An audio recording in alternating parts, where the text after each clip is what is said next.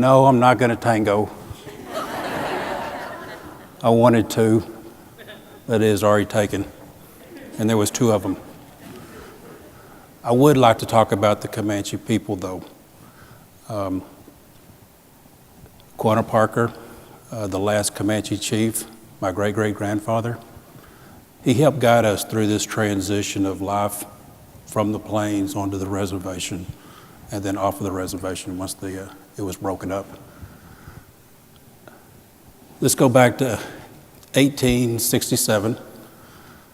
There were some 24 tribes of Kiowa, Comanche, Apache that had gathered there at Medicine Lodge, southern Kansas. And the purpose was simply to sign a treaty that after 30, 40 years of war with the United States, we were tired and they wanted to be on the reservation. They just couldn't go any farther. Terms of this treaty were simply that we would go live on this 3 million acres in Oklahoma. We would stop raiding the settlers, and in return, the government would provide us annuities.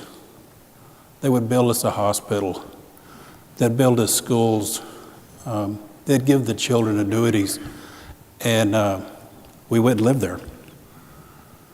But there was one band of Comanches that didn't go.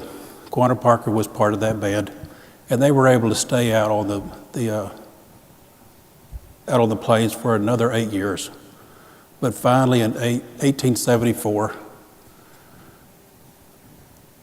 that winter, we were attacked by basically troops from 3 different forts.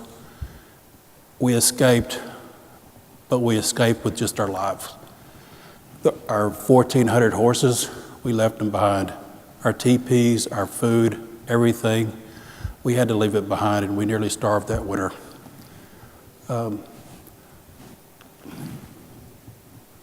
Quanah Parker, spring, summer, 1875, he led the Quahatas onto the Fort Sill and surrendered. We were the last band to surrender. This is where his leadership really stood out. He helped transition us from life on the plains onto the reservation. He became a judge. He was a businessman. The first thing he did after surrendering was learn how to speak English. The businessman part, we had 3 million acres of reservation land. The Texas ranchers, they wanted to run their cattle on there to graze. And he negotiated leases with these people. In time, the government officials, they thought so highly of him that they basically assigned him as the principal chief of the reservation there. He was friends with Teddy Roosevelt. This is a picture that was taken in 1905.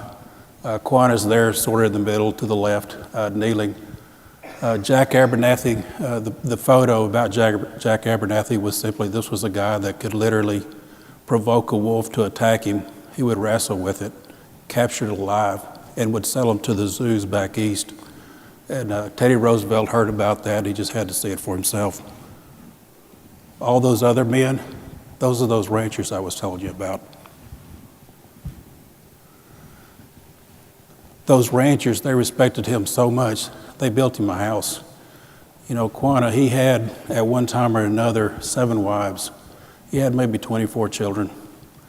And he told them to build him a house, and they did. 2-story is a mansion. It's still up there in Cache, Oklahoma.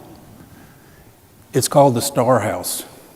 And if you don't know the story about it, Quanah was around military personnel quite a bit. And it didn't take long for him to figure out that the more stars you had on your shoulder, the more important you were. So he went home and painted a bunch of stars on his roof.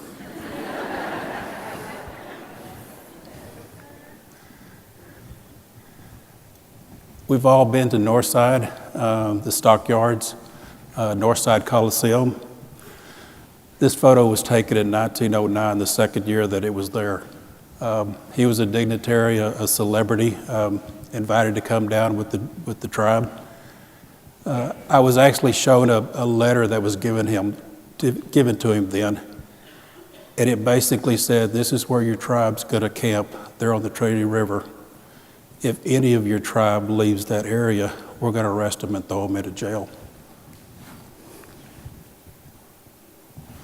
One of the greatest things about Quanah was that he was a supporter of education. And this is a picture taken at Fort Sill Indian School.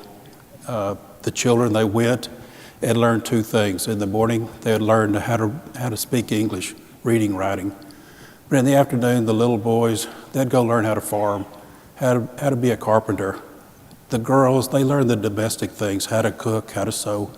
But basically, they were learning how to be Americans. We were no longer going to roam the plains. My father went to this school. After 6 months living there, he went home for Christmas and told his parents he had learned a foreign language called English. But Quanah did something that was unique. This lady here, that was his daughter, one of his daughters, and he told her, "Don't speak English. Dress only as a Comanche. Keep our Comanche ways." This is my great-grandmother, Wioti, and she was a very sweet lady. I remember as a kid, she loved Cracker Jacks. And my brother took her a box of Cracker Jacks, and of course he had opened it up and took the prize out. And she's got this box, and she's digging around for the prize, and he shows it to her. And she whacked him with her cane.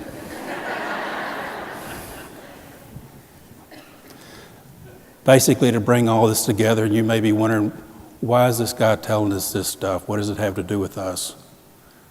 If I could just offer to you that in healthcare, there's always going to be change. And for Fort Worth or for THR, we need to not only accept change, but we need to embrace it. If we want to be the leader in healthcare, that's what we've got to do.